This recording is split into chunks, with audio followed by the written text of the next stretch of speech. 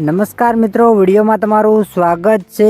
અંબાલાલ પટેલે કરી ભારે આગાહી। આગળ વાત કરીએ તે પહેલાં વિડીયોને એક લાઇક કરી દો ને ચેનલ પર નવા છો તો સબસ્ક્રાઈબ કરી નાખજો। ગુજરાતમાં હાલ ફૂલ ગુલાબી ઠંડીનો અહેસાસ થઈ રહ્યો છે। જ્યારે સામાન્ય રીતે આ મહિનામાં કડકડતી ઠંડી પડતી હોય છે, પરંતુ આ વર્ષ હવામાનમાં આવેલા અનેક ફેરફારોના કારણે ઠંડીની તીવ્રતામાં એકસરખી નથી રહી। ક્યારેક હાડ ધ્રુજાવે તેવી ઠંડીનો અનુભવ થાય છે તો ક્યારેક સામાન્ય ઠંડીનો માહોલ રહે છે। હવામાન નિષ્ણાતોના મુજબ આ સ્થિતિ પાછળ અલગ અલગ સાયક્લોનિક સિસ્ટમો અને પશ્ચિમ વિક્ષેપો જવાબદાર છે। આ બદલાતા હવામાનને લઈ શિયાળુ પાક ઉગતા ખેડૂતોમાં ચિંતા જોવા મળી રહી છે।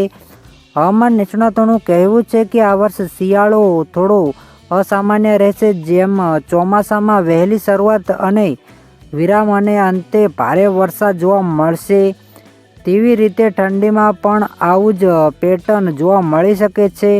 એટલે કે ઠંડી વચ્ચે ઘટશે અને ફરી વધશે। નિષ્ણાતોનું અનુમાન મુજબ માર્ચ મહિનામાં સુધી ઠંડીનો અહેસાસ રહે તેવી શક્યતા છે।